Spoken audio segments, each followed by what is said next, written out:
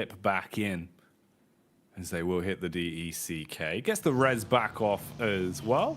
Meanwhile, Car Chase City is the name of the game here, it seems. Ooh, contact from the side, though, baited in as they pulled into Quest's domain. And right now, they are ready to rumble. They assault onto the close range players. Ooh, good damage done onto the getaway vehicle as well as Al Haji is throwing out the bullets. And they're chasing the Quest convoy hard on the tail blank, looking to see if they can actually fight this one back and chase him down. I mean, they desperately need the points, right? And I mean, FSS is moving straight up towards the top side of Everest, trying to escape as quick as he can. Get his level 3 and high kick done here. Fahidan sends towards that top side, just tries to spot for him, but I don't think FFS is going to be in this situation for too long at all. Al Haji will just be medkitting away, gets himself back up to full HP here. But FaZe, I think they did a pretty decent job to sort of resume operations after taking that initial knock there from Jifan. And it will be N-Hyper who really does suffer the consequences of getting too aggressive in this location, dropping down to just 2 players now. DX on screens here, getting the looting done. DX been a little bit less uncontested in terms of fighting for common drop spots. They've been willing to actually mold themselves into less common drops or work around some of our other teams. That's something that we are now seeing from them, which was quite uncharacteristic of what they were doing game in, game out, at least back during the regulation part of the group stage with the full group green. So shows at least some smart adjustments for them there.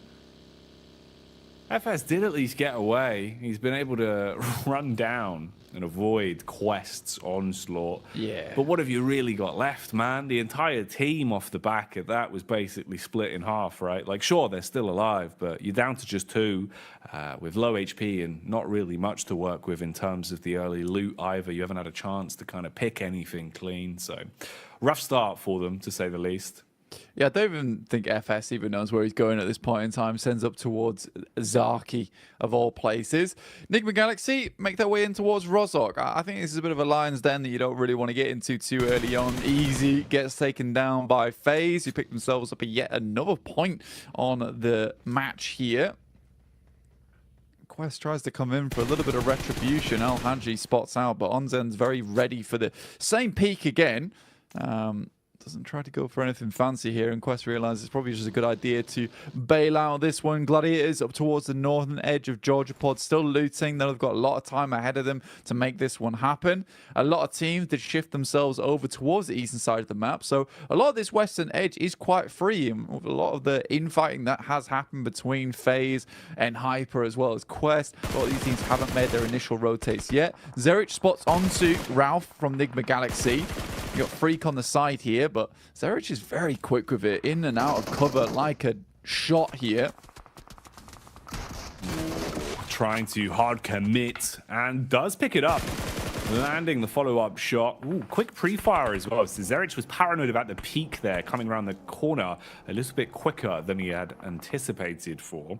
Does go fast on the chase, but already with the engine purring, they're just trying to get away and avoid just losing most of their stock here in the Mad Bulls territory. So give up the fight on that one. We get a cameo from Reject Tokyo as well. They seem to have done a good job of finding themselves 4 vehicles to work with. So rotates now going to be a bit of an easier piece of the puzzle for them. And they're also heading over towards Rozhok. So you do have a potential here where you're going to have quite a few close grouped squads actually, especially with Nassar pushing further down. They might actually get a bit of a read on this one. So room to breathe. Big split for them as well, actually. Basically running a buddy system of 2 players apiece. On the bridge cam to the left, you can see Rosemary as well, starting to inflict some damage towards FaZe. That's another hot spot. In terms of the heat map there, Gladiators towards the top, just above Quest. Quest that seem to be edging closer towards FaZe after hearing the dinner bell being rung. Yeah, it's quite a lot of teams that had a lot of these engagements happening earlier, right, Jackie? And they decided that, you know, they're not going to move across the bridges. They're going to get stuck in over towards this ridge side on the western edge. And I think that has made for a very interesting western side of the circle, with a lot of these teams opting just not to push forward. Quest, I think that was a rundown over towards Alter Ego that was found there after they took a couple of pot shots. Luther looks over towards Tulika, will find the initial shot on the DBS, backing off just slightly, now looking for Zerich, who is holding his own as best as he can here. Oh, felt like that one was a little bit sloppy to get the final pickup there in the end, but they're still fighting for it, still looking to close things out. Frozen, fragmented from the rest of the squad, peeks out through the smoke. Ooh, look at the nade lineup on that as well. A couple seconds slower on the getaway, and he could have been eating that nade. Would have absolutely ruined him. Luckily, Mad Balls will still hold on with just one man. Frozen, the ice-cold assassin that had to let it go on that one, as he'll back off and tuck into a better angle. Meanwhile, Lord puts some bullets down range as well, just keeping the pressure on. So Rejects in the thick of it now, with players surrounding them from most angles here. Coops does fall back after at least playing his initial card, going to the compound to play off his team. Yeah, it's actually a really strong spot that Reject's able to pick themselves up there. I mean, it's not an easy one to immediately take control of. Alva looks over towards Quest, will find two of them, immediately sprays both of them down. It will just be the one player left remaining now for Quest in Fahidan.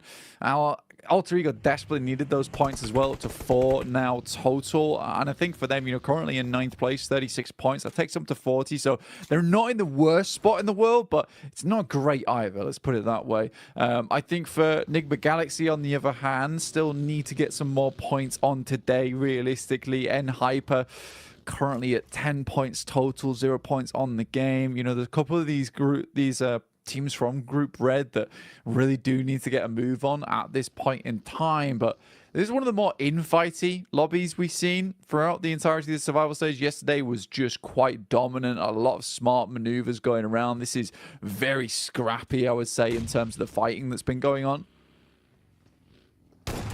Yeah, that does sum it up pretty accurately. It's been a very, very scrappy affair. Close quarters combat being the aggressive maneuver here from Alter Ego. Kicking the doors, running on in, and finding the pickups with both barrels there. Stereo connection onto Quest. So they're taken down. Gladiators are close by, close enough that maybe their ears are perking up and thinking about the potential, but they might have their heads a bit more screwed on, thinking about the longevity of the game here, rather than trying to get involved with potential dribs and drabs of Elim points. Reject Tokyo still looking like they've got confidence as well. They've got a good setup in terms of the position, but they haven't really cascaded back. They've still been controlling the outer ridge here towards the hillside after not wanting to give it up when Mad Balls pushed in and applied a bit of pressure onto them, trying to keep control of the land they've found. Lord seems to have taken a bullet to the back of the head there, though, so down on his last legs for the meantime. Quick head count of our squads. You can see that a fair few of them have already lost players, so the battle of attrition has been going on in the background. The only actual squad wipe we've seen, though, was Quest. Yeah, it's been a sort of a difficult game for a lot of teams where they've just been taking a couple of fights here and there, trying to escape from it. And you can tell that's kind of the survival stage mentality of a lot of these teams, that you start to lose an engagement. Right, that's it. We'll just leave it alone. Let's get out of here as quickly as possible. And Hyper's initial fight went horribly, horribly wrong, really pear-shaped in that sense. But for Reject, they picked themselves out a very strong spot. And you're right, they're holding on the outside edge. They've realized that the 3-story gives them a lot of strength in terms of being able to spot out teams and take some shots across the way, try to weaken some of these squads, potentially even get a flush. But leaving this position also is a little bit rough for yourself, because you are surrounded by some compounds that can quite easily cut off your disengages. So for Regiosio, probably one of the smarter players, I would say, to leave on the outside edge. Really, really strong individual player in of his own right. Can get away with maybe a quick knock and then a retreat back to the rest of the team. So I like this play from Reject so far. It's looking strong. FaZe, though, do find one of the players in Kitsune there. I think that's a bit of a misstep coming through from the Gladiators. They should have known there might be more teams coming through on this area, and just allowing Mela to immediately pick himself up a quick and cheeky flush on towards them. Their gatekeep gets shut down almost immediately. Guarding the edge here, though. Meku with the full wide berth on the rotate, trying to get as far back as he can. There is still a play to be made, though, inside of the blue. If you could assist Mela, you could still put pressure on Meku and force him to give up the aggression on this one. He was just looking for a read and the information play. Does still stay alive with his hands firmly on the wheel, so he's happy to at least be breathing on this one. Alter Ego are relatively close as well, with even a slight push there, just looking for a read themselves, so assessing what exactly was going on ahead of them. Meanwhile, Melisse looking to try and make their move over the bridge at some point here, with the zone pushing further in and actually setting itself up in a relatively good spot for Evos once again as well. Melisse, though, will have to fight tooth and nail for this, and they go for the brutish approach, sending the vehicle in with Kishu just driving his way through straight away. We'll put a pin in that, though, as there's a fight going on, and FaZe are fragging blank. They found their way through all of the gladiators in seconds there. Mate, again, this is Mela just absolutely killing it today. And I mean, we saw that on that last game, almost the 2v4 versus Pasija Evos. And Mela once again shows us he can do it just as easily in the mid game as he can in the late game. So a really, really heads up play there coming through from Mela. I don't know how that just occurred, but with the DBS, that guy is absolutely kingly, and I think that's going to bring Gladiators back down to earth once again. Maybe one or two more good games for them to see them feeling a little bit safer into the lobby at the end of the day. 59 points, it's pretty decent, and with the amount of teams that are currently sat down towards 18, 17 points total, there's a chance for this team. There's still a chance, but that does not look promising. For FaZe, on the other hand, they've had some pretty cool standouts today. Not always been able to get all their players towards that end game, but, you know, at least some eliminations every single time. They're already up to 30 points on their first day. It's good to see. It is nice for them. Big game. Even if they go out now, you've still been able to achieve a lot in terms of the elims and the other chicken dinners they've taken. More to be done for FaZe as well, of course. As you know, this isn't the end of their run. They'll still have tomorrow to come back out swinging up against Group Yellow and see what they can do there. Fight continues on now, though, with Frozen being really close in terms of the positioning. You were thinking maybe there was chance for the fight there. We'll join that again, though, once things kick off. For now, you've got the rotate on screens, and Melisse still trying to make their move. Trapped under the bridge here, as CEO later wants them to pay the toll. He is trying to defend this, it seems. DBS in the hands. Close quarters engagement up against the SMG, just peppered instantly. Overwhelmed there and crumbles because of it. So the remaining members of Melisse are expired, and Inco could potentially throw a party from that. Had a read on the hill, but don't aggress down. Yeah, for Inco, it's a little bit of a difficult scenario for them, but they're able to hold on to it. Not bad at all. DXAV continue on. I think this has been one of the more consistent teams from our lobby so far. Inco moving over towards NASA, over towards Spec at the moment. A little bit of a difficult position to be playing in. Doesn't really have the support of his teammates, but a nice first initial spray down. Everyone's just trying to get the DBSs on the roof, but he doesn't care. The Vector will do the trick. Oh, he cuts his way through the first. Looking to re-aggress here as well. Bullets going down, detonations inside of the building. Xenox looking for the wide swing, close up through the window, spots another Inco man, but he's been punished from the side himself. Down on the floor now. Spec as well, eats the nade. Perfect bounce on that. Beautiful use of the angle as it ricochets off of the wall and takes the man down. Both of them playing medic, looking to get the reses in and reset on the fight. Doors wide open, head taken clean off as Squash, he goes out of the situation. Star comes sprinting in, and this fight keeps on going. Mate, there's no point did it occur to Spec to just use the first aid kit in his inventory at all. Like, what was he doing jumping down with 10 HP? It didn't make any sense to me whatsoever. And with that, Nenabetse might be able to finish up a lot of these players coming through from NASA. A total misplay, in my opinion, from what was an incredible opening fight there from Spec himself. Nenabetse is able to clutch this out. It's basically all down to the fact that you just don't use the utility that's on side. They was more than enough time and chance to use it. Just the aggression there was a little bit silly in my opinion. Reject still pushing onwards, currently up to 34 points, 37 if you add the eliminations on. And I think, you know what, they've had a decent day today. They've been really trying to hit those numbers where they can. They understand that time is wearing thin for them too. And the gap between DX is closing as well. Similar sort of story for Rejects, it seems, as they go for the swoop in and look to command respect here in the compound clash. Sarah, the bicep man, hits the first as Link goes down. Lufa again aggresses onto Misery, and one by one, Evos are becoming extinct as they are falling out of the server quite quickly. Luxy, though, wants to try and save face. Nade's thrown in. Nice tag on at the first. Has the DBS as well. He could clean out the building here, Blank, if he can find his way in. Nice nade to at least defend. Smoke canisters go up as well. Blocks the pathing and the eye line, but could be exposed to Coops and Co from the back. So Rejects have taken command of the gas station for now. That was definitely a deluxe grenade if I've ever seen one. Nade over the top from Regiosio. Bounces, actually just airburst a bit too early there for him. Looks to send another one over the top. Has a general idea of where he is. Great nade from Regiosio. Will finish it off and Pazija Evos goes down. Now remember, this is the position where Pazija Evos won the game from last match. And I think for Reject, they understand that. They're like, look, we'll take it off your hands, no problem. Quick push in, picks up a lot of eliminations off the back of some really nice shots with the DBS. And that's confidence we wanted to see from Reject a lot earlier on. For Udo Alliance, it's starting to get a bit better for them each and every single game. You know, their averages aren't looking too bad at all. Currently 5 points per game. Yes, it's not championship level of averages, but for some other teams who really have not done that at all, I would say this is a promising start for Udo Alliance.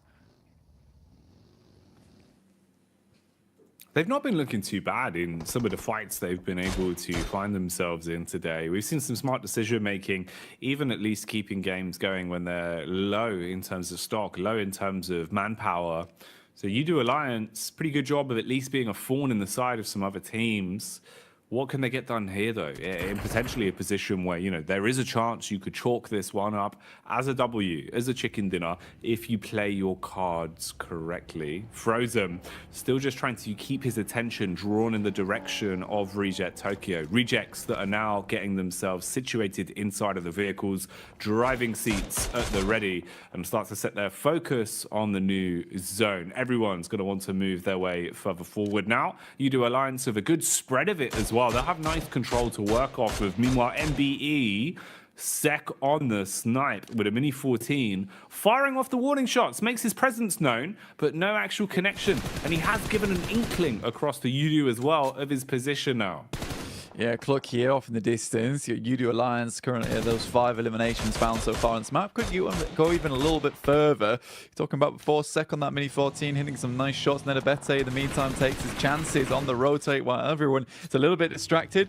Will be able to get himself to fairly defensible position as well over on this side.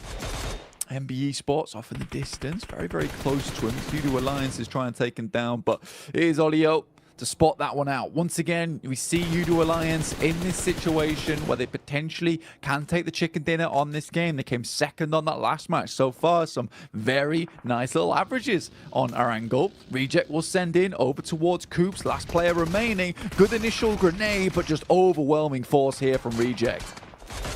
They just swoop in like an aggressive seagull at the boardwalk, just wanting to steal away their set of chips. And they take that one down instantly. Udo Alliance have got a good spread for it, good setup in terms of the positioning to maybe get a few shots off here onto Reject Tokyo.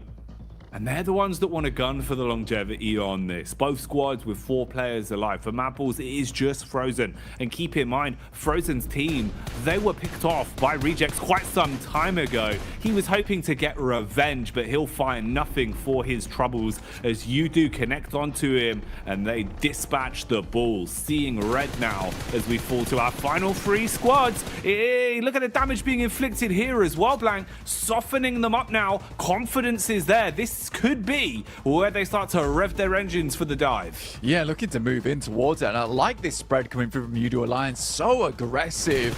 The distance, though, Sara is able to pick up one from MBE Sports. They have to immediately get on that res there if they want to get something done off the back of it. They might just send in over towards MBE Sports as well, claim a little bit more space. Cluck also getting involved, realizing that MBE Sports looks a little bit weakened off the back of that one. Olio with this position on top of the rooftops is so unbelievably strong, though. Jackie gives them so much advantage coming into the future. Reject were able to get a little bit further around, but more and more shots keep pouring over their way. MBE Sports with Mondo up front with one nade left remaining, but fully kitted out here with the MG3. Quick looting, quick reset, shuffling. Everyone waiting for the right strike, the right moment to stick themselves into the action. The aggression works well for the first connection. Bullets downrange onto MBE, at least coiling their numbers for now, forcing one of the players into a knock and leaving them with a decision to make. No real quick move to get Modo back up, so you're probably going to have to give up the goose on him, fragmenting their numbers even more. And this setup from Udo is still looking so powerful. Every time there's a peak, they have the geometry to defend themselves whilst dealing damage. They've got set up, so if there is contact, someone else can help out as well. They could play for trades pretty efficiently from this, and all they've got to do is hold. Everyone else sitting on the edge of the rim as well, not wanting to push in yet. The zone will be the only part that could potentially throw a spanner in the works for them. But with how they're playing it at the minute blank, this is looking great for Alliance. Yeah, pretty much this was one of the circles that Reject likely was hoping for as well, because Olio on this spot had to be pushed out of it before stage 8. Realistically, this is a very early way to end a game in stage 7, having 3 teams at stage 6, almost unheard of. This game was extremely quick in terms of play. For Reject, though, they know they need to get further into the circle. They need to regroup Regiosio as well as Sara, but this circle does assist them. Getting Olio off from that rooftop gives them a much more even chance here, much more even footing. The fact that he's able to take pot shots downwards provides so much information all the time towards the rest of his teammates is causing so much problems. He's finally off it now, and Reject might be starting to think about when they want to move off towards the rest of their squad. Lufa hearing the sniper shots whizzing by him. Ooh, it looked like his days were numbered, but the team defends as they assist their mate. A few pot shots back over. That's Reginosio, who's just taking the peek from behind the tree, hoping that he can, if not deal damage, at least start to dent the confidence. So Udo Alliance can't peek into this so easily. They've still got such a good setup though, and this could be absolutely fantastic. They thought they had the lineup with a nade. No real response to it though. Not actually turning onto this one. They just leave themselves laying there in the open. Can't really retaliate too easily, and they're just being farmed blank. The nades go in again for the easy cleanup, and they're taken out of commission. Wiped off the face of the battleground there, leaving it into the final fight then. Yeah, 3v4 now. And I think for Udo Alliance, honestly, when you're in that situation and you are MBE Sports, you just have to hope that he only has 2 grenades and you can withstand 2. Unfortunately for them, Olio had been sent forward with a blinding 7 in the back pocket. The circle moves over towards the north side, and Reject's going to have to play a very, very tough game. They've got no more smokes remaining either, so getting up will require them to get at least a knock. Lufa's not able to make it happen. Now just 2 players left alive versus Udo's 4, and they're going to send in on the approach. Is this going to be their downfall, or will this be where they win? Olio continues to send in some massive nades. He's been so important this entire game. The nade goes off, Reject will go out, and Udo Alliance, despite only getting the second that last game, Olio not going in for the 1v1 definitely makes up for things here on this Arango. You do take those wins, blank, as they're pulling off another one. Coming out swinging here. You're going to be happy with that. You're going to be in a position now where things are looking a lot better already. They were a team that today looked like they were kind of nipping at heels and at least keeping themselves in a good position. Now it actually seems comparable to think, you know, if they could maintain this blank for their day 2 tomorrow as well, alongside potentially the next 2 games we have coming up, then Alliance are actually in a much better position than it felt like potentially they were going to be coming into this. They're looking good in the survival stage right now, taking to it quite quite comfortably. Yeah, it's a really nice jump up from them as well off the back of that game. I mean, Olio, again, 1,088 damage done, only 84 damage received. I think their setup on that was very nice as well. Or towards that northern side, they had, I think it was Iftar or maybe Flax, who was up close, just holding out MBE Sports that entire time. I think they had really good control over both Reject and MBE Sports, not allowing either of those teams any breathing room whatsoever. And that came with an aggressive hold, right? You know, they had to have the big split going there in the end game. But yeah, really impressive from Udo Alliance. And I think Olio will be certainly pleased, because sort of gave himself up a chicken dinner last game, even though he didn't know it. This time around, definitely secures that chicken dinner. In the meantime, secure your seatbelts, because we're heading back over to the desk. All right, seatbelts are secured here. I don't know what sound that was, but we are back with U2 Alliance. Get themselves a big victory, honestly, and a pretty needed victory. We have to keep in mind that during this entire day, this is technically the easiest group for Group Red to go up against, considering the point discrepancy we heard from Max at the start of the day between yellow and green. So they need to collect every single point they possibly can, and Olio this time kind of redeeming himself, as we heard the caster say from our prior match, Max. Yeah, really happy with UD Alliance getting himself that split. Of course, the circle not ending towards that kind of gas station location, so forcing teams like Reject to leave it. And when you have that four-man split, pretty much, Jason, there's not much you can really do, and you're just very predictable behind that pylon. You just, the moment you try and peek your head around the corner, you're going to get completely wrecked. So 24 points on this one for UD Alliance. Great match, and also play with over 1,000 damage, Kalaris. Huh? Really cool. Yeah, wow. There you go. That's the sound for that one. Thank you. Even though we've not really properly seen it. Yeah, they were laughing together after that victory, because they were like, we've seen this circle before. And we got to adapt from the previous game whilst doing it. I mean, they were holding strong up in the north, right? Like, they controlled so much room with this to be able to then head south that I think they actually really did, no joke, take learnings from the previous game and apply them here.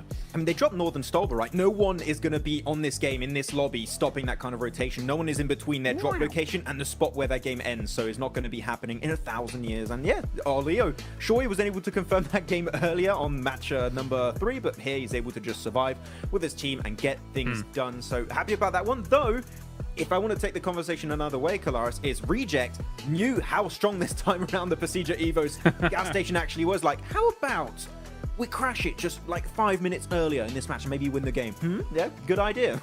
Yeah, and they hit it with severity as well, right? Like, they absolutely barreled into that position and really gave Procedure no time to be able to react to said attack here. So for Reject, I love the decisive nature of that. I love just the very, very small window you're giving your opponents to be able to react to an assault oncoming here from the Japanese team. Real quick, as we see in 21st place Quest, they have only 2 matches left to go before they're done in the entire survival stage. Bye-bye. If they want to have any sort of chance, they have to come up big in these last 2 games. Otherwise, that's going to be one of our teams confirmed going to be out. But Enigma Galaxy, man, Max, 24th place. They have not been able to get anything going so far. I think that Jackie and Blank were talking about it also during the games, and I did come up to that like kind of conclusion myself also, is that they're just struggling to get cars, and because of that, you're very vulnerable to teams that are going to be on your path to the circle, and that's just been happening so many times for Enigma Galaxy, losing Coops, losing Lord, losing Freak, and then you just don't have the players to really compete for that possible win. So yeah, they got to get more cars. Really, it's as easy as that right now. I know I'm making it seem very easy, but if they get 2, 3 cars, 4 cars if possible, you're instantly taking way smaller risks while you're trying to get to a good POI in these circles. I do want to give a special shout out to two different players that we haven't really touched on just yet. Spec from Nasser, coming in massive on top of that building when we saw Inko crash on top of him. Somehow with the Vector, he was able to just hold on. But then Nenebechi on the other side, able to close things out and save his team. Well, save himself at least, and get the wipe onto Nasser. That was just a really cool little battle between those 2 individual players. Yeah, some good knocks from Nenebechi to kind of finish things off. And again, cooking grenades to be able to just throw them at the exact right time to really cause a lot of problems for his opponents here as he's trying. Nenebechi was doing something that was very interesting, is he was faking nades also during this entire match. He was just like taking the pin out and actually just doing the audio cue, and that was kind of scaring the opposite side to go for the res, and because of that, he was able to just make them linger as a solo and then win the fight. So it's very small details like that, but Nenebechi as an individual, we also saw it last year in PMGC, right, has the chops to be one of the best players in this lobby, I'd say. Yeah, and it's great to see him as well come back into his own when we first saw him come into the scene back in B4 over like 2-3 years ago when I was actually working on it a little bit more consistently. But guys, we are going to be heading to a short break shortly, but before then, going to remind you guys once again about the Infinix GT10 Pro. You guys can pick this up. It's born for professional esports players, and you guys can dominate the lobby while doing so. Not to mention, you can play in the new Frost Festival now out in PUBG Mobile. You guys can get into this frosty adventure, pick it up and play, and potentially create some snowmen yourself. We also do have the popular annual gala kicking off between the November 15th over till December 15th, where you guys can play in 10 1v1 matches, potentially get some exclusive rewards that you can show off for yourself. And while you're showing those off, you can show off your new Pagani as well with the Zonda R model coming to us and the Amola. You guys can run over your enemies, and hopefully for Nimba Galaxy's sake, they can pick some of these up and survive and stay alive and get into the later stages where they can potentially use their victory dance and show off that they are their own favorite team in PMGC. We're going to head to a short break while we get things ready to go for our first of 2 matches on Miramar, and we'll see you all in just a short few.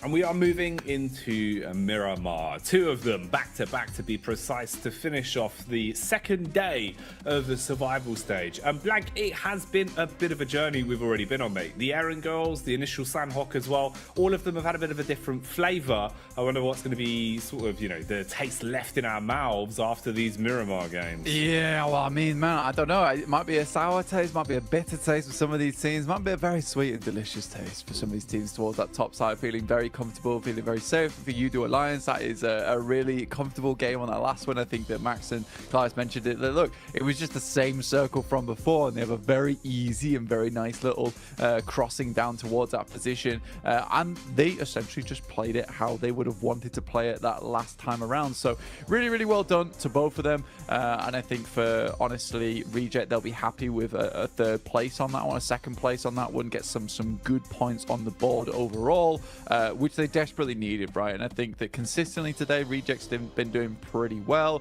and I think tomorrow we'll see some of those teams from Group Red try and hit some higher numbers as well on that chase. Again, today we will be setting that benchmark, at least for some of those teams with Group Green leaving us, and I think that's the most important thing for a lot of these squads to be taking a look at the end of the day, is where that 16th place lies. Currently, it is with Malise Esports at 25 points.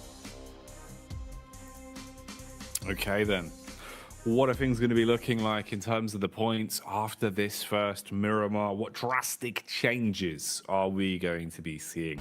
All big questions that will have a large influence on the overall standings, but we'll find out as we kick it off. The plane has taken off and we're flying over Miramar. If you take a look out of your left window, you'll see water treatment. If you take a look out of your right window, you'll see power grid. Please keep your arms and legs inside of the plane at all time. Now I'll pass you over to your captain, Blank.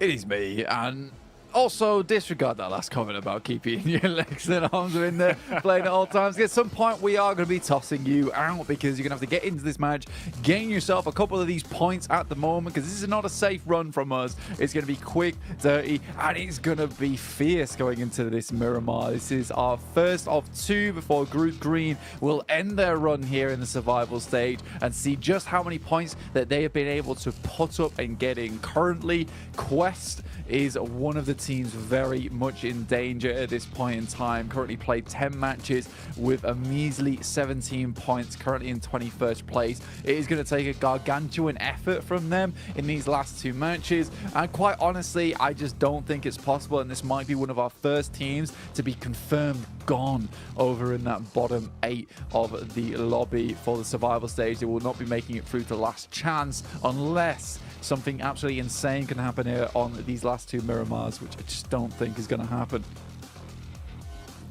No, it would have to be miraculous. Not quite sure if it'll be going that way. We did have Maxman coming in with the hot drop breakdown as well. He gave us a quick lay of the land of the potential positions and clashes that we could be seeing. DX versus MBEs was one of them in El Pozo. And then the other potential that doesn't seem like it's happened was FaZe versus Evos as well. Max had been taking a look over the VODs.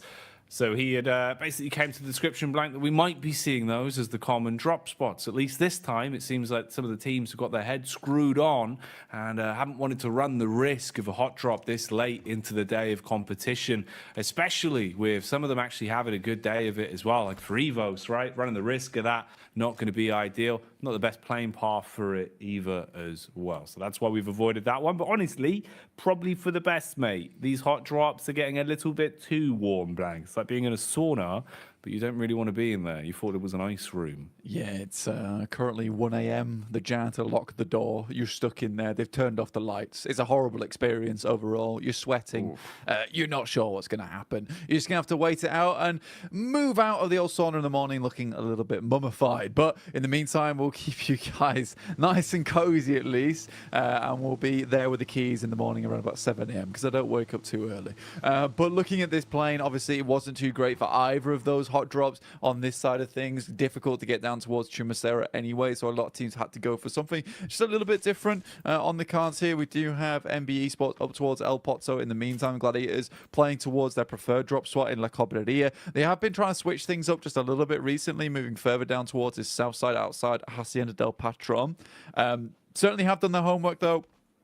Not really a possibility here versus Nassar, who are over towards water treatment in the first place. So that would cause them to be running into another team fairly early on. And I think for Gladiators, who haven't put up any points since that second game, sorry, currently on 59. I think they'd want to push this just a little bit higher in these final 2 matches. I think 80 points is a pretty happy finishing point for any team within this lobby, currently with Mad Bulls at 89 points total. Also, not the most amazing day for them, but they have put up some good points, right? I think yesterday just sort of overshadows the consistency that we're seeing today from them.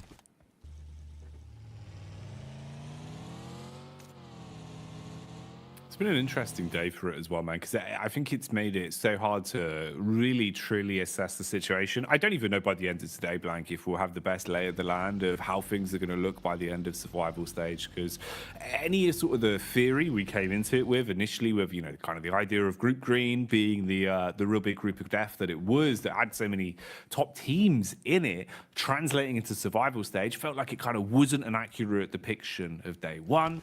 Then now we're seeing some of them bubbling up towards the top. We're seeing a good test of some of the other teams now in the lobby for today as well. I think really by the end of tomorrow, you know, as silly as it is to say, is when we're actually going to truly understand just how tight this was, because it's been hard to call the whole way through. We've seen the standings definitely getting shaken the longer it has gone on. It's been a lot of impressive maneuvers from Brazil as a region as well throughout the course of the entirety of the tournament. Here at the minute, Inco, being the sole representative of Brazil inside of this lobby, haven't had the best day of it. Of course, they had to fight tooth for now. Similar story to Quest, to barely make it here in the first place. I think the more surprising one as well is, you know, as we go deeper down towards the bottom, I'm kind of expecting a bit more from maybe your Duxan, maybe you know, Mega Galaxies as well, but you know, just feel like there could have been a little bit more to be done. We've got one of them fighting here though, as they are going aggro, broken wall combat as they look to try and swoop on in. Bullets from behind the camper van, can't quite close the gap. Switch to the secondary, that one will kneecap, fights through the body as well, backed up by his teammates, and the pressure is on now. Yeah, FS taking a huge amount of damage there on Hyper, and Duxan, like he said, yeah, really aren't giving up anything whatsoever. They're looking for more. FS will go down, and again, Zifan just has to send away as fast as possible. Hyper's really not been having a good tournament here at all in the survival stage, really struggling on every single drop at the start of the game. First couple of minutes just have been hellish for them. Jifan almost spinning out there on the vehicle as Vinny continues to pepper those shots across, gets a nice headshot, and Hoxie will finish off with one of his own. That's Hyper out with some beautiful gun skill coming through from Hoxie at the end there, and Duxan picks themselves up a juicy 4 points. Again, you were right, Duxan needs to do a little bit more at the bottom of the tables. That's a great start from them here on Miramar, and see them a little bit safer coming into the survival stage. Alter Ego, look, we didn't want to talk about the start today, but you know what? 41 points. It's not too bad, honestly. It's not too bad. They have certainly struggled, but they're struggling against the tide here, trying to get back to the safety of the beaches so they can sit up in those armchairs and just wait for this one comfortably to end without worrying about maybe being pushed out from that top 16. Obviously, only 2 more games to go, though, for Alter Ego. These are some really important matches for them as well, because by no means is 41 points safe at all. Feels like nothing's a safe threshold anymore, man. It doesn't matter how much of a buffer you've got, Blank. I'd still be a bit scared. You never want to leave it up to someone else, right? So just trying to keep that consistent growth of points always going. Such a hard task, but something that needs to be done relatively consistently, game in, game out right now. You can see already with the posturing, a lot of these teams earlier on today, even yesterday, especially when there kind of wasn't a level playing field, there wasn't a point where you could see one team pulling ahead. They probably would have gone for a few more of these fights. At the minute, it's a bit more sheepish. Teams sort of fighting to warn off other squads. A lot of defensive gameplay at the minute, kind of turtling, trying to gain control of your lay of the land and force other teams to feel uncomfortable, rather than swooping in, kind of playing that very aggressive, you know, guerrilla strong together mentality of just trying to overwhelm opposition by roaming as a pack, which was working earlier today. On Miramar, in this sort of situation, might not be the best call. One wrong fight could be the difference of you basically leaving yourself with no chances to get points today. For Group Green, that would mean no chances remaining over the course of the survival stage as well. So big pressure, big momentum shift needs to happen. Zone shift, though, is going to cause a bit of a cascade. Everyone wanted to get themselves into the center circle as quick as possible. But look at Mad Bulls, miles away, taking a slow turn on things, wanting to just take their time with a rotate on this. Yeah, slowing it down massively, and that's fair enough for the Mad Bulls. I think they want to just confirm some more consistent placements here in these final couple of games. They know that they've done a lot already in the lobby to see themselves pretty safe here. Like you said, it's very hard to say what is safe, honestly, at this point in time, because there could be a massive jump up from all 16 teams tomorrow in both Group Yellow and Group Red. But we'll see what happens. For Mad Bulls, I would say that they've done really, really well for both their region as well as themselves, getting themselves fairly decently confirmed towards that last chance. There is still more to be done in those 2 days following, but at least they get a break in between. For some of these other squads at the moment, there is some serious pressure on them. But Miramar, obviously one of those matches where you really want to keep all 4 players alive towards that end game, and a lot of teams are looking to pick up some central positions early on. Rejects still following that same mentality of picking up that central spot at the beginning of the game. They've done a great job to do it down towards this south side already. This will see them in a good position to pick up some more of those points. Yes, they're not picking up those big chicken dinners, but they are very much definitely in that top 3 a lot of the time now. So, you know, I think they are another team that just felt the pressure from yesterday, weren't able to play comfortably, a little bit fidgety in their seats, but this time they are definitely playing much more how we saw in that Group Green, where they looked like a formidable team, let's be honest. Yeah, definitely a facelift that I think both of us are pretty happy to witness here, looking a lot more like themselves. Interesting game so far. Few skirmishes, few fights just to get the backs up of other opponents.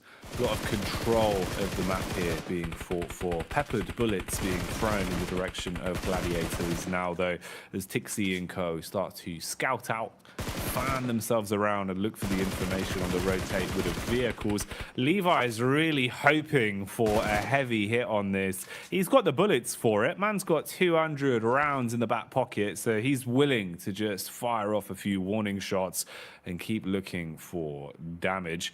Here's the overall lay of the land, though, the way things are looking with the map. It's Alter Ego that are barely coming up towards the entry point here as well. That would be Udo Alliance that have to fight through if they head into the zone. And they've got, again, another nice spread. Udo Alliance, I have enjoyed the way they've been playing, Blank, in terms of relying on each other as duos. Feels like they have a lot of faith in their setups where they'll play off each other's contacts. And they're probably going to be tested by Melise as well with this. So this actually might be an opportunity to see if their combat skill is looking as drilled as it has been over the course of the day. Yeah, for Udo Alliance, I think they've had some really, really strong like edge play style where they'll play off one another, and I think that they're cautious enough to actually go for that play style as well, where they won't push out the boat too far a lot of times, which is something that's very rare to see in these edge style teams. I think sometimes it's all or nothing for some of these squads, but these esports certainly have been plagued by that curse a few times so far already. But it's been pleasing to see Udo Alliance being able to really show a masterclass of how to do this one in the survival stage. For some of these teams towards that northern side, moving through Monte Nuevo, a little bit open area down towards Chumacera at the moment. Also a bit of a horrid position to play. I think Nigma Galaxy quite happy over towards the north side of Chumacera right now with relative safety, being able to have a good outlook over towards some of these players that are down towards the northern edge on the low ground at the moment. Reject still just holding on to this central position though, and I think for them, again, it's just nice to see them play much more like usual. FaZe, I want to see another big game out of this team, actually. They're quite central as well, currently challenging Reject out for their spot. And I think Mela's really proven his worth on this squad. But I don't want to see as much scrappy, like we're going to get 7 eliminations on this match and go down in 7th place. I'd like to see a much higher placing with a much more confident finish here. Visualize that roadmap, that end goal early, have a good understanding of the way you want to play it, the way you want it to finish before you get there. Frozen throwing out bullets here down range. You've got great high ground, great understanding of where everyone is. Oh, Frozen, he's been drawn into a fair few fights today that he's looked so confident in. And seeing Frozen playing with confidence is really fun to watch because you know he's a bit of a one-man army. You know that he can take these fights and single-handedly win them pretty confidently when he is playing his best. And the fact that he's instigating a lot of these, looking to just try and pick up elims where possible off the skin of his own back, and his team's giving him the extra range to do so, bodes well. It makes me think they're all feeling pretty confident individually. That might have been an air of overconfidence though. Gladiators on a scouting mission have been skewered. Duxan have engaged onto them, found the first knock. Matic has to get haphazard with the automatic because he sprays back some bullets. Yeah, tag sure, but not actually finding any frags out of it. Driving and healing, that's illegal, but he will pull it off and get himself back in the zone. So Hoxie being able to maintain good movement here as well and get ahead of Gladiators. This has worked out pretty well from on the rotate unless they get mowed down. Meku on the hillside, Blank. They thought their bad days were over. They thought it was safe to go back into the water, but Meku is there. Yeah, Meku's been having some really good off angles this tournament so far, and being able to pick up some of these eliminations despite losing one player will be really, really nice for the points totals. They desperately need them on board at this point in time, so I think Meku will be fairly happy with this one. Finished off a couple more as well. Hoxie and Zipian go down, so 3 eliminations for their troubles losing Tixi. It's decent, but you can see DXavier off in the distance there, down towards their south side. They'll be continuing to cause them problems in towards the future, and it's Alter Ego take the fight to Mad Bulls, who just have had a bit of a struggle so far. How far is this struggle going to go, though? Will this be struggle street for them? Or is it just the struggle bus that potentially they can hop off at the next stop? They do go for the getaway mission.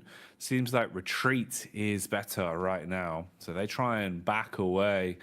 Oh, look at this. Matic getting a understanding of where exactly Quest is situated. Quest in a vehicle graveyard at the minute, just smoke and burn tires all around them. And now they're getting smoked a bit more literally as Levi's lurking on the hillside hits them with a big surprise. Kante's gone down. This is not looking good for Quest. They jump in the minivan, trying to go full Scooby-Doo and get out of there, see if they can find some clues about where they can stay alive, Blank. But their days are numbered, surely. Yeah, I think for Quest, they bit off a little bit more than they could chew in that situation. They took shots over towards Gladiators as well. They were able to finish off one of them at least, but it's opened them now up to this fire coming through from DX also. And looking at the lay of the land where they have to move uphill here, it's going to be really tough to deal with. Mad Bulls managed to get away with that one. Yes, they took a fair bit of damage. 2 players still left alive though down towards the south side of the map, but it's Reject once again able to pick themselves a nice central spot towards this circle, flanked by FaZe on the side, but definitely a good chance in this game. But it's nice to see Alter Ego as well actually taking it to task with currently the top squad in the lobby, which is Mad Bulls. Definitely seeing a shift in the power rankings here in terms of the way the teams are looking. Definitely feeling like there's a lot more confidence to fight, bringing down some of the walls that were put up on the back-to-back Erangels. Different stories here. Miramar always delivers something a little bit different. Grenade-based combat seems to be the play here. It's like a game of badminton, as those nades will go flying. Lamborghini wants to make this one look like a shuttlecock, sends it out as it will whiz on by and be miles off target. Wind must have caught that one. Yeah, I mean, you always got to blame the wind at the end of the day in that situation. Junie, though, can't really escape the bullets that come whizzing at him. I mean, those have got a pretty direct trajectory on those bad boys. Quest attempts to try and get involved to maybe open themselves up a little bit of an avenue of approach versus DX whilst they were slightly distracted by the final player coming through from Ducksam. More shots coming through from Nigma Galaxy, though. Over towards Alter Ego, off in the distance. Currently taking a 2-2 split. Also holding out MBE Sports as well as Nigma Galaxy. But I imagine at this point in time, Otka as well as Rosemary want to regroup with Fnatic and Alva over on this western side. If they can get out of there, that is. Can they even stay alive and keep themselves in a position to fight? Inko here, ooh, hefty connection with the nades. I mean, you're still standing, you're still alive and in the fight, barely. A squash. He must have taken a ton of damage from the shrapnel on that. Melisto, so heavily focused on the team in front of them, don't realize they're being backstabbed as You-Do Alliance come in, swing the scythe, and take Melise out of the equation. Quick heal in the vehicle, quick reset, and then set their focus on getting out of here. They don't like the chances of the engagement versus Inko. They're happy with the points that they stole from that one, and instead focus on calming it down, going off to a better position and playing the longevity on this one. Love to see that from the You-Do Alliance. Actually really starting to play some great PUBG Mobile over the course of the day, Blank. It's felt like the longer we've seen them going, the more they've looked confident, the more they've warmed up into the day, and it really feels like they're hitting a bit of a stride now. Yeah, I mean, it's a great read from You-Do Alliance as well, because they sense that that fight is very, very clean. Yeah, they were able to pick up the eliminations off the back of it and steal some away, but they know that Inko is fully ready and up for a fight. So they decide, you know what, let's not even take it. We have a strong position down towards this southeast side, which we can continue to manage. So we'll just leave this alone. We'll pick up those steals and play off the back of this one. Iftar comes up against Nigma Galaxy. There is a switch out from the side, and he has to be quick on the trigger here to try and take him down. Does a huge amount of damage, but takes a lot himself. Damage dealer. Ooh, not ideal on the getaway, though. Last minute connection sweeps the legs out from underneath him as he'll tumble down the hillside. AE versus DX as well as Alter Ego thrown into a fight they probably don't want to be involved in. Inko might have got away from the jaws of defeat previously, but they've run into the big beasts of Evos, armed with some rather large guns as well. And they're closing in. Ooh, a late reaction, but a reaction that will be reverberated through Inko nonetheless, as they get shocked by the LMG, drop down to their last legs, only one man surviving, but the vital signs Lions are good for him. He's at least being able to inflict some damage back onto Evos, and he might have bought just enough time to close the gap. It's a large rotate for him, low on HP as well. Has to play the numbers game. Stops for the heal. Spec is there, armed with a nade. Everyone's on top of one of another now, Blank. So any moves you make, any chance you reveal yourself, it's about 3 different squads that could engage off of the contact. Yeah, it's really grim terrain at this point in time where you're just pushing through team after team and the line of sights just aren't there. So you're almost always going to be running into a different squad that you might not have scouted out earlier, which is why the Udo Alliance are just trying to take control of this valley as much as possible, where they have a lot of the info to themselves to play off the back of. Procedure Evos likely to go down shortly. Misery just able to back off away from that grenade as it explodes up in his face. Luxie drops behind, but it's a tall task ahead of them to deal with the remaining members here from Udo Alliance. You do alliance, well we do damage is what they're saying as they're pulling no punches. The shotgun cleaves its way through them as the first shots will land dead on target. Misery, he's got a big old gun and he's been slick with it so far. 60 bullets remaining in the magazine, only needs 5 to deal with the first man. Nade over the back, tries to reposition, but too little too late as his compound gets detonated and he's down and out. Star wants to ascend to the heavens on this one though. Nade in through the window. That's a Molotov burning off the angle and making it far harder for Udo to control this compound. He's got the smoke in as well, but it's actually just opened the back door for Spec. He's found the engagement, got a few pot shots off, and kind of fragmented this setup now from Udo. If Star keeps aggressing on this, Blank, there's room for the actual elims to go his way. He could definitely third party on this cleanly right now. Yeah, it's a potential chance for them as well. FaZe are also looking down this way in the meantime, see if they can get a quick sniff of this one, but it is Star and Spec looking to finish out this fight, and I love the fact they went into this with the 2 players. Cluck is there though on the side with the shoddy, and now just 1 player remains in Spec, who has a lot to account for here. Spec, what can he do, man? How far can he take this? He's all around them. They're starting to look down the hill. And finally, they will spot the head as Flax will slay him. And they are out of the runnings. Losing an awful lot of our teams now as we're whittling our way through them quite quickly down towards stage 6. Not too many left. And a smaller circle to contain everyone as well. So more fights in a more frequent manner going to start developing here on this one. Reject Tokyo set up inside of a compound though, sitting pretty at least. Haven't really had to fight too many big battles inside of this one. They have 3 eliminations to their name so far, and they're just waiting for a battle to come to them. The current clash though is focused on Quest. I say Quest, it was just easy, and now he's gone. Yeah, I think for Quest now, we can pretty much say that they're done and dusted. It's not likely they'll be getting into this last chance. So I think that was our last bit adieu to that team. I think they've done very well to get here, but that's probably good night to them at this point in time. Enigma Galaxy trying to get further into this match have had a bit of a struggle day over the last 5 matches, but this one looks a little bit better with 4 players still left alive, you know, 4 eliminations as well. This is a good start, at least something. And this is probably one of the most even and scary lobbies to finish a game off. We've got 3 teams, 4 teams. How many teams are 5 teams with 4 players left alive?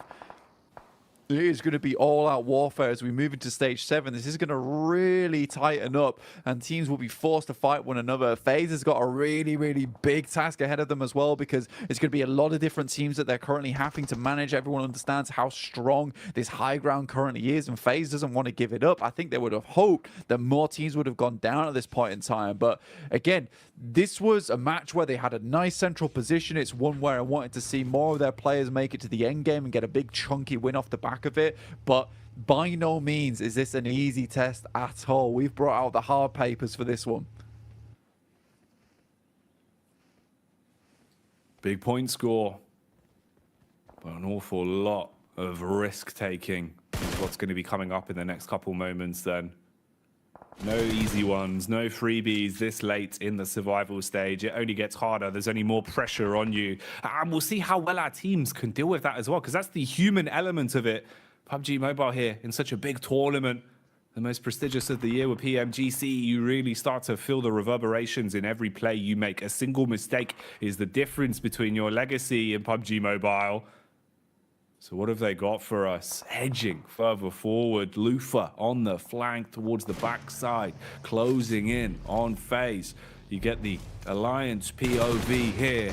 They push up towards the center camp, looking for control of the shed, trying to gain some high ground to play with. Ooh, nades right on target. The Molotov burning brightly. They're trapped behind the rock. Flax is already down. Quick peek from the second. Ventores should be able to close his way through them. Wants to get vicious. An assault here, looking to punish. Parajin, meanwhile, sees the rotation from NBE and detonates their wheels. So they're not getting anywhere quickly. Yeah, for MBE, this is a really important game for themselves, alongside with Enigma Galaxy, who lose Ralph off the bat there, as U2 Alliance are dealing both with FaZe and Enigma Galaxy at the same time, but they are dwindling now. Forces really losing at an alarming rate. Flax comes over the top side with the DBS, finds at least one, but he just has to spray the DBS, doesn't have enough time to pull out his M4 there, but it will be Enigma Galaxy staying alive there with the 3 players, but 9 eliminations for U2 Alliance. They'll be pretty pleased with that one, but going down in 6th place will not give them that many placement points, and that's the difficulty at this stage in the game, with so many teams still remaining in. In the meantime, Reject are pushing in so quickly over towards this position, swiftly taking control. They haven't lost any players as of yet, and Lufa's on the top floor will drop back down again towards the garage side as they slowly pick apart the guys from FaZe. Reject. They want to gain control of this compound. They want to take it for themselves, deal with the inhabitants that are there currently. And right now, Lufa strikes on the first, cleans the man up, taking them out of commission and keeping the pressure on FaZe. FaZe that are starting to rebuild, reset, getting the res off so they can play together. Attention focus on the man outside, but it's the people in the building that you need to be worried about. Drop down connection. Lufa tried to go for a hell of a play, but he's been slain. Mela replying back with a shotty as well. Good for 2 blank. Could have made that uncomfortable. Mate, Mela has been an absolute firecracker of a player so far. Some unbelievable plays coming through. You know, as soon as he starts tapping that trigger at the speed at which he does and starts quick flicking towards these players, it could be a 1v3 no matter the situation. But luckily for Reject, they get out of there with 3 players left alive. Not an ideal scenario, but pretty good all things considered. NBE taking a lot of damage to Enigma Galaxy, 2 teams that really do not want to go out early here. In the meantime, Reject looking to stamp their ticket through to the last chance stage. What a nade over the top there. Luckily, Sarah just about lives it, knows he has to move away. Duello's down, 1 player remaining now for Reject. This is all crumbling. It's all falling to pieces quite quickly. The dream for the Japanese side that they'd be able to revitalize themselves in the last 2 games of the day, be able to show up when it matters most, is quickly falling away from them. But maybe a window of opportunity, timing and attention taking off of them, as you've got DX roaming in, putting the pressure on the aggravating squad that has been fighting from the top of the hill, giving Rejects at least a moment to breathe. But it's just Sarah. It's just one man with a big set of guns inside and outside of the lobby as he starts to scuttle his way around the shelf, looking for a peek up onto DX. Meanwhile, Freak aggressive downhill, puts the shots into MBEs and keeps the pressure on them. Blank Sek as well taking damage. MBEs are going to expire quite quickly if this keeps up, and we're getting closer and closer to deciding who takes the chicken dinner here on Miramar. Huge chicken dinner required here for Enigma Galaxy to keep themselves in the running going forward, and Freak finds the last player coming through from MBE and Akaze. Coops looks down towards Sarah, drops a Molotov, will reposition him, and Lamborghini would have spotted him if it wasn't for Lord, who makes it up towards 12 eliminations. DX, the only thing standing between them and a 25-point game now. Only 1 nade, 1 Molotov, a whole bunch of utility on the side of DX saving. It would be a miracle run now for Enigma Galaxy to finish this one out with the chicken dinner in tow. Now, don't forget DX's nades. They are so damn good, and this is why. They've got so many of them to use. Their comms for the timing on double nades is normally pretty picture perfect, and right now they are blowing Lord to pieces with it. You've got a nice knockoff onto Freak, looking to aggress the close on the damage done to Lord already. The shotgun's pulled out. Coops, he goes down for keeps, as that one's going to be DX snatching away the chicken dinner and securing themselves the opening win here on Miramar. I mean, DX Xavier has been a team that we've not talked about too often, but they have just been really good today. Honestly, the amount of times we see them in the top 5 is sort of flabbergasting, honestly. I've been really impressed with this team, and that's coming from a guy that didn't really enjoy their playstyle back in the day about a year ago, and I think that quite comfortably I can say this is a very strong team, if not one of the strongest teams, that has a great chance to get towards the PMGC Grand Finals after this. I mean, some of their control has been marvelous, and like you said, those nades are just picture perfect. Man, one of the things that always seems to ring true with DX is exactly that, just how well they use their utility blank. They're never really caught off guard in a position where, you know, they're low ammunition. It always feels like they're so stocked on rounds, so stocked on utility that they need, and they use it smartly. It's not a matter of, you know, we get to the final circle, all of a sudden they throw all their smoke saying, we've got to use our nades. They use them calculated, they use them efficiently. Offensive utility is used to open up fights or close down fights. They're not just thrown carelessly into the wind. We get the stats highlight here as well off the back of the chicken dinner for DX, and fair play to him. You know, I completely agree with you. I think that's a deserved win, and one of those where it shows that DX do have a lot of talent. We're seeing more of it now, especially as the day's gone on. Blank, it feels like they're looking more like themselves. Yeah, it's a strong like 3.6k damage game on that one, and everyone's doing fairly similar damage across the board from DX Xavier, so no one's really slacking, no one's really dragging their feet either. I think for DX Xavier, it's just been wonderful to watch them during this entire tournament. Yeah, I completely agree, man. It's been fun to see the level of lethality that they have been pulling out. That was an explosive game of Miramar, though. So whilst me and Blank clean up the dust with our little dustpans, let's head back over to a nice clean desk with Jason Kaplan.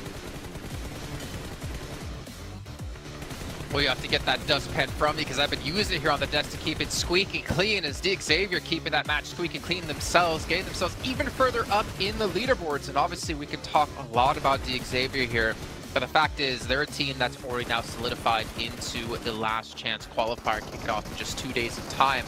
I think our focus is maybe more towards a team like Enigma Galaxy, Maximum. Yep, exactly. They needed to get himself a big game here, Jason, if they wanted to push themselves up into a top 16 position, which this game is exactly what they did.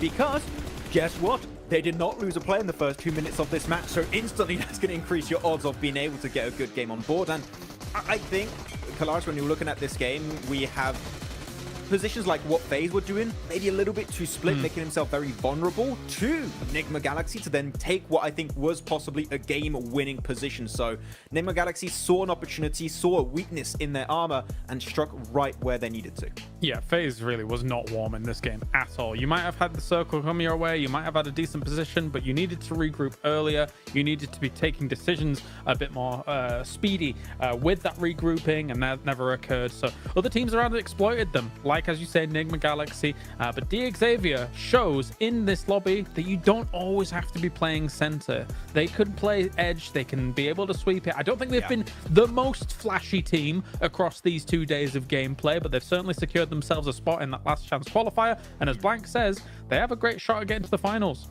Yeah, DX Xavier clearly are a team that now look at that first place. They just overtook Mad Balls and Influence Rage throughout today. So really strong performance from these guys. And one thing that stands out to me for DX Xavier is they are really good at reading the circle, in my opinion. They know how teams drop. They know how teams rotate and respond to specific circles, specific scenarios. And off the back of that, they can get the path of least resistance in every one of these situations where they can reach the late game. And if they have a good situation later on down the line, they can gun for those wins, as we just witnessed here on this Miramar. So sure, as you said, Kalaris, not flashy, sure, but they are getting consistent points to be able to compete for that first place.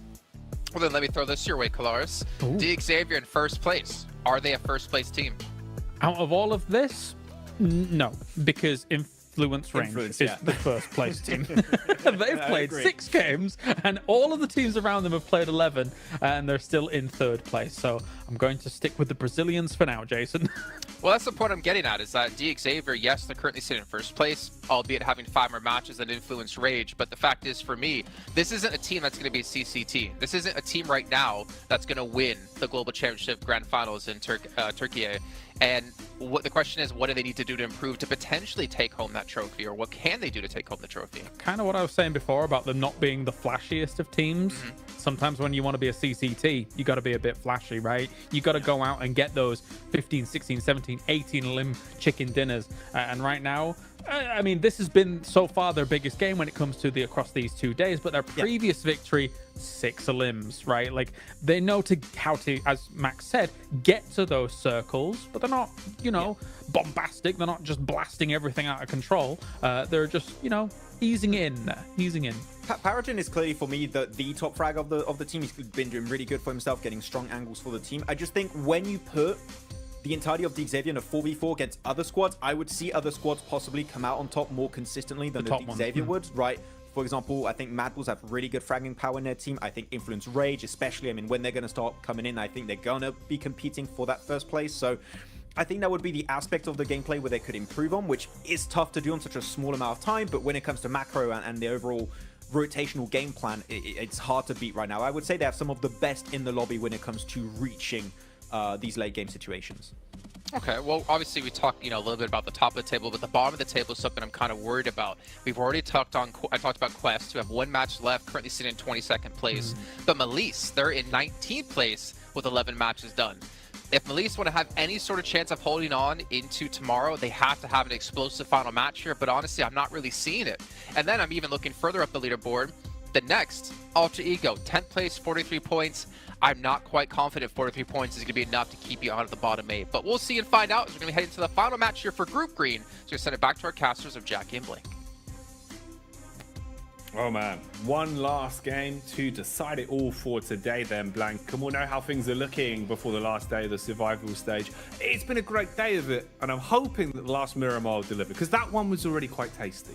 Yeah, I mean, it was a great game. I mean, having that many teams in one of our final circles is just not something you see very often at all. So I'm excited to see what they can do over in this match. I think there's a lot of teams here who are really just fighting for their tournament lives, right? And I think that's one thing that is very evident from a lot of the playstyle. You can see Reject get themselves hyped up once again because they have done fairly well, right? 59 points over 11 matches with the start they had as well, Jackie. I think that that's a fairly admirable result because I think today they've really brought it back to favor. Prestige Evos as well.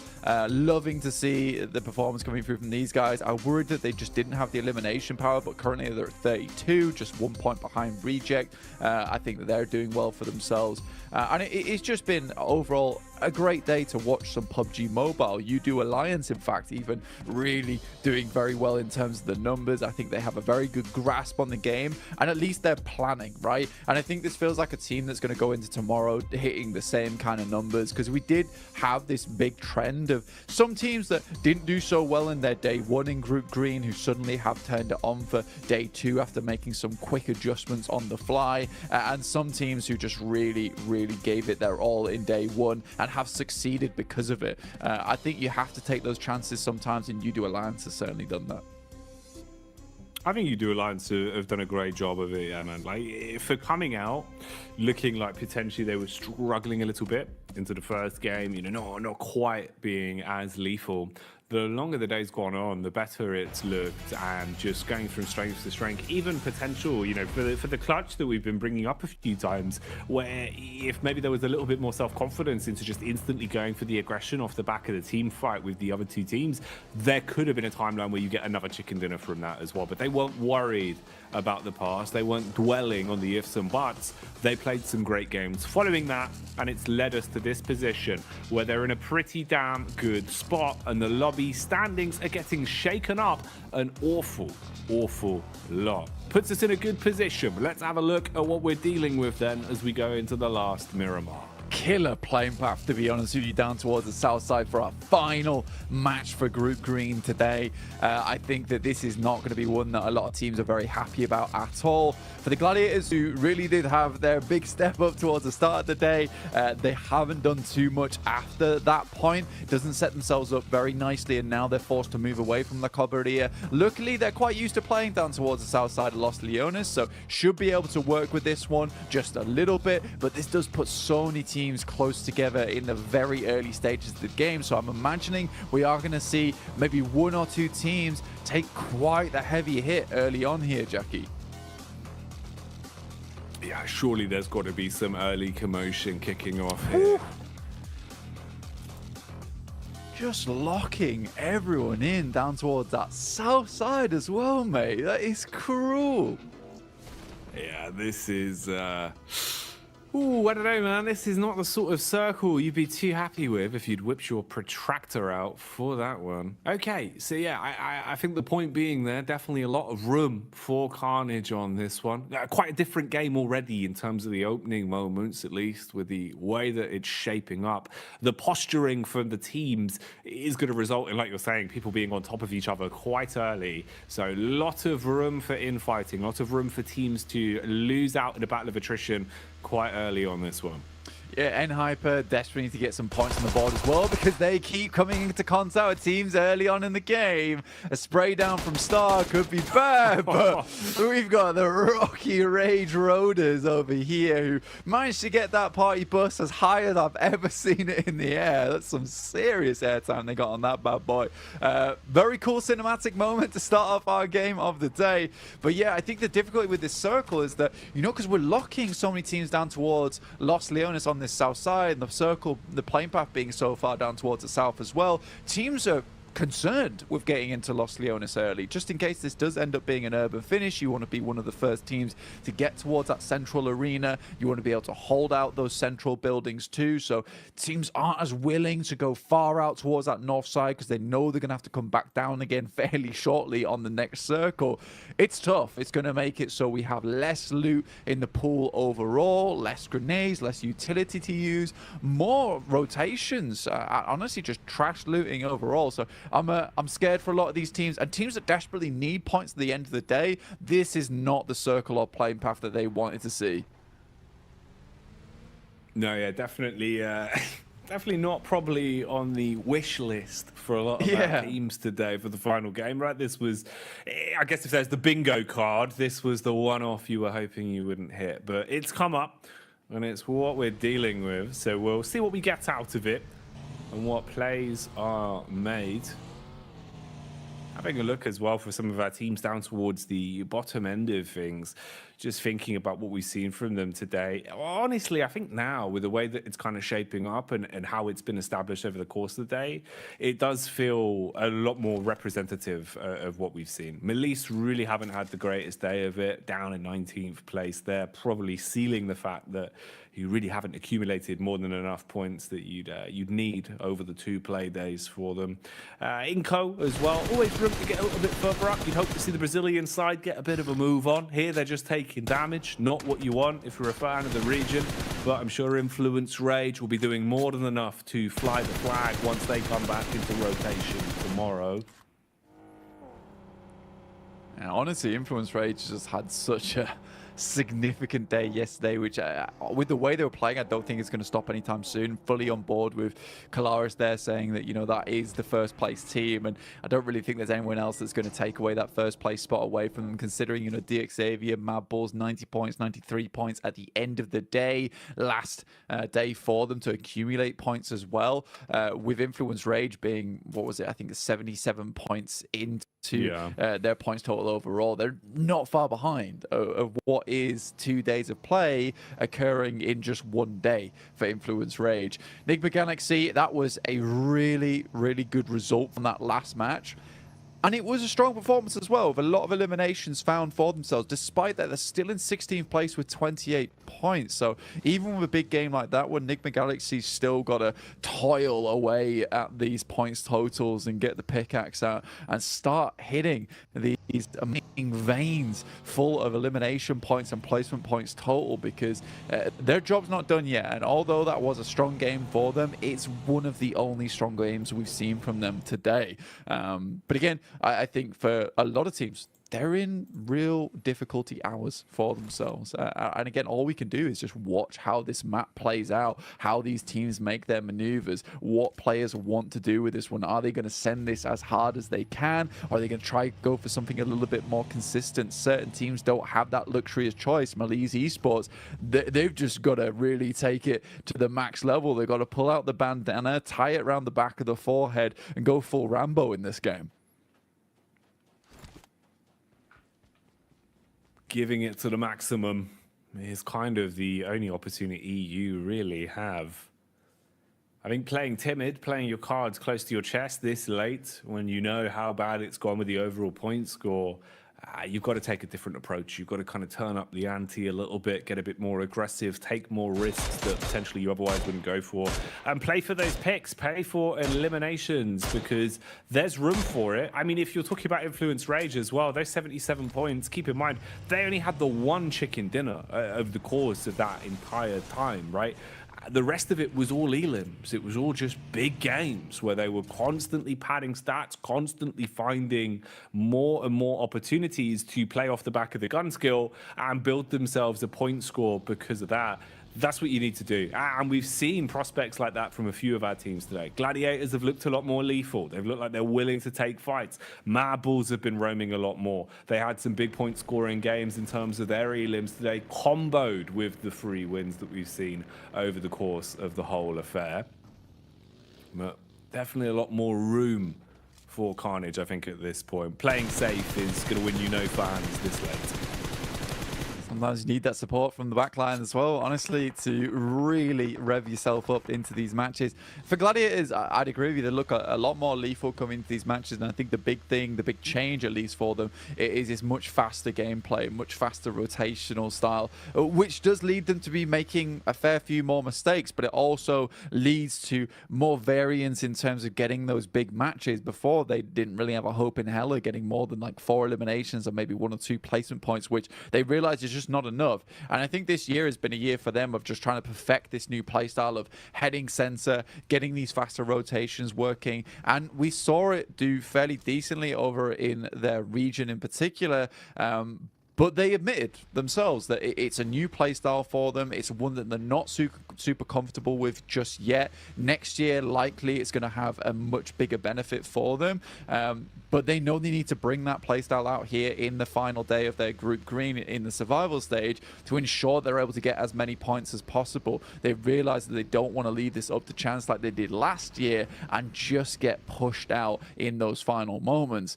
Circle does move over towards that eastern side. Mad Bull's fairly happy with this one as they're holding over towards Puerto Paraíso. Quest moved up towards that northwest side in Los Leones as opposed to holding on that eastern coast. You can kind of respect the decision, but it has sort of shunted them out of play.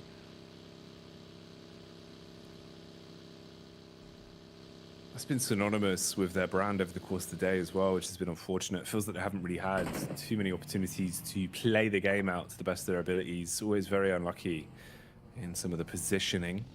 You're seeing the movement, the repositioning coming in from Reject Tokyo as they start to set their focus on a further forward position. Regiocio taking a lot of damage. Engine smoking. His back's going to be up. Scared about what's going on around him, but they are still alive for now. Engine's now starting to burn as the jump at the vehicle saved by the car, as that will actually pluck Gladiators out of the air. Perfect timing on that. If it was calculated, that is magnificent, as they've been able to turn the tide on this fight. Gladiators look like they had the drop onto them and should have been able to take out OCO quite cleanly. Instead, they body block it and find the frags, fragmenting Gladiators down to just a 2, and they're quite far back. The trades on this aren't going to be easy, and Sara's already on the res. Yeah, it's sort of a ridiculously aggressive play coming through from Gladiators as well, jumping out the window there with more vehicles in pursuit. A 4v2 on the outside, you're likely just to get shut down, and an instant beautiful DBS shot takes down Matic in the process. In that situation, you just want to just hold in the building, right? Pull out the nades, try and get something done alongside with that, and then wait for the cover coming through from Kitsune and Tixi. You playing a 2-2 split, right? But you're playing it as if you're all 4 in that one building. So I really did not enjoy that play whatsoever from the Gladiators, and they deserve to have those 2 players get taken down in that process. So a bit of a split mentality in the team there. Now just 2 left alive. We know Gladiators do go for these quite frequent salvage games, but remember, 62 points. That still feels a little bit iffy at this stage of the game for the survival stage. I think, you know, for them, it's all about trying to get as many eliminations extra as possible now, as many extra placement points, because after this, they're done. And that's the point we need to hammer home as well, you know, for the viewers at home, just so you understand the real influence of it. You won't have any more opportunities because, of course, you know, with 3 groups being mixed into the lobbies here, each of them getting exactly 2 days of play, you only have those 2 days. That's it. And your days are now expiring. This is the last game. So any points you find for yourselves here, sure, that's all said and done. But then you factor in the point we brought up on the desk, we brought up again here as well. Influence Rage already nearly have more points than our top teams after playing double the amount of games. And that is a terrifying position to be left in. If there's another squad that steps up massively as well, who knows how the final standings could be looking and which teams will progress when all is said and done. Lot riding on this. It's why this last game of Miramar needs to have some major moments in it. If you want points, you gotta get them now. So Gladiators, even down to just the duo, need to have a good game of it. Need to try and squeeze as much as they can get from this one, Blank. Your sort of saving grace in this is that you just hope that Influence Rage can suck up so many points towards that top side of the lobby that 16th place bubble doesn't move that much, right? But with Mad Bulls not playing in, with DXavier not playing in, currently the 2 heavy hitters so far in this lobby as well, you know, I don't know how much that points vacuum is going to do for you. We will wait and see for tomorrow, but right now there is teams that need to get a move on. Alter Ego, 43 points. Not safe at all here with only 1 player down, 3 players up. Also not another ideal scenario. Procedure Evos need to push this a little bit further too. Reject want more points on board. Currently though, their more consistent play style of trying to get towards that center arena, play off the back of that one, does seem to be working despite the horrid day they had yesterday. And resilience there being the key part. Being able to have that mental fortitude of bouncing back and keeping your focus on, even if you are a little bit upset with what went down or what you left up to history. It always shows just how far you can go in these sort of events. MBE's here towards the ridge side, a little bit paranoid. You can see turning all around them, suspicious about where the fight is going to be coming from. DX down towards the coastline with support in the trees as well. Levi's from the side strikes, and that's perfect. They had baited the attention of the first man.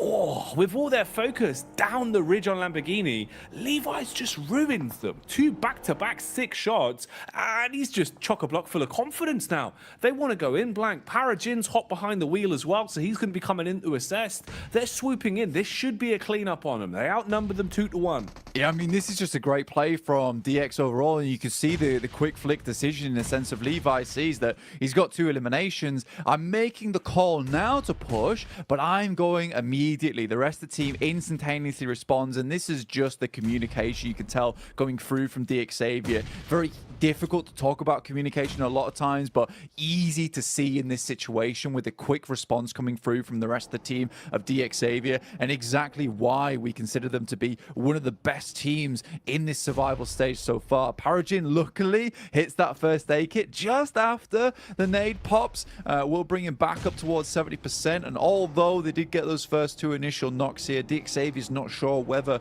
pushing the issue here is worth it or just getting further in towards the circle. Reject taking a fight of their own alongside with Inco and Enigma Galaxy. They look incredibly low though here, with Reject trying to hold on. Nice nade from Sarah will finish off a lot of the boys from Inco, and now they are out, down in 21st place. Their day of play is over until tomorrow. 21 points. It's not too bad.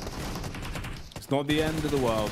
Could definitely have been worse for them. And like you said, they've still got another day to try and slay. Meanwhile, there is a battle raging on inside of this building. Control of the house team, fought for. Link, close quarters engagement. Peppers the bullets around the corner. But just as we see the push in, Shotgun Superstar here for Voodoo Alliance. Jumps out the window, looking for the close quarters finish on that one. Knows that Misery's close by. Knows that he's going to be pushed by Luxy as well, but didn't expect the nade from the heavens. They dropped that one on him and blow the bits. You do.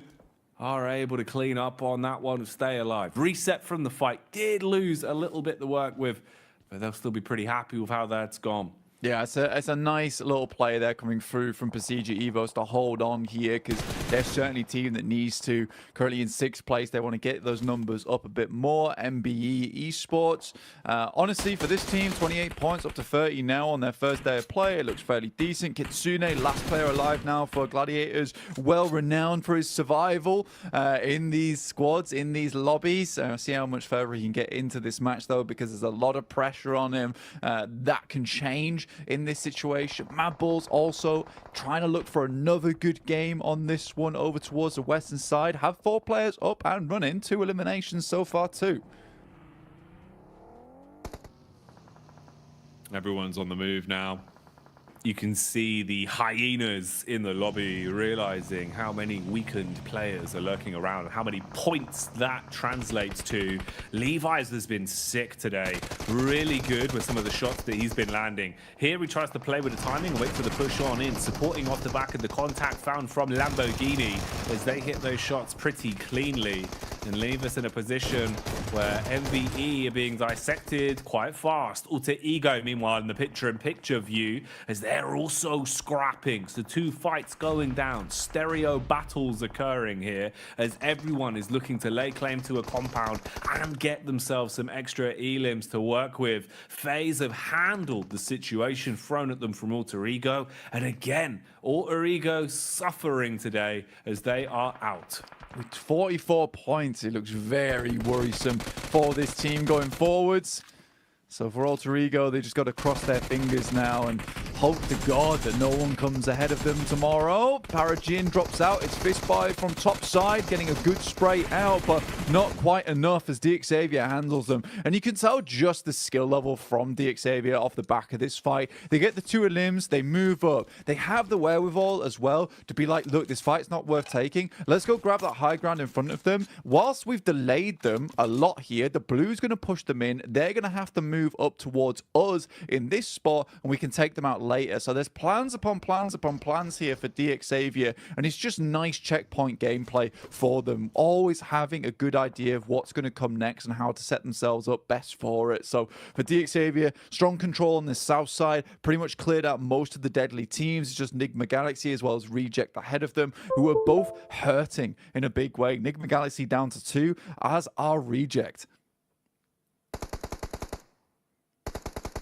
A lot of damage. A lot of broken rosters already. So you're not fighting at full power. It means that things are going to get a little bit more slapdash.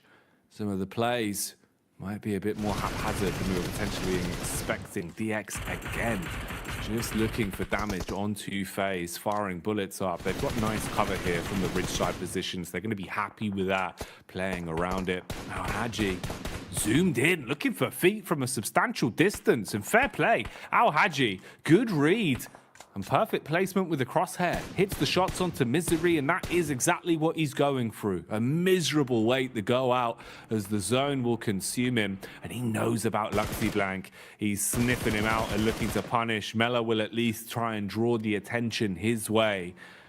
Easy Might have a backstab on it. For now, though, this is looking pretty good for Quest. The high ground you've got to play with here is going to be nice for them. Makes a change for once.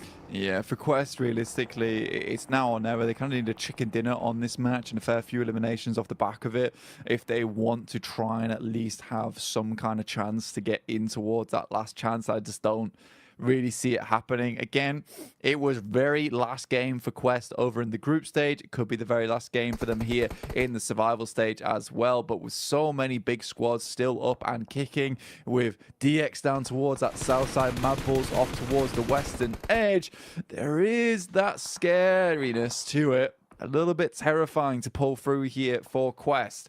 A lot of teams just hanging on for dear life now in this lobby. We're moving in towards some pretty rough terrain, right, where we're slowly sloping down towards that low ground in the center. Most teams attempting to hold on to this high ground on the edge as long as possible.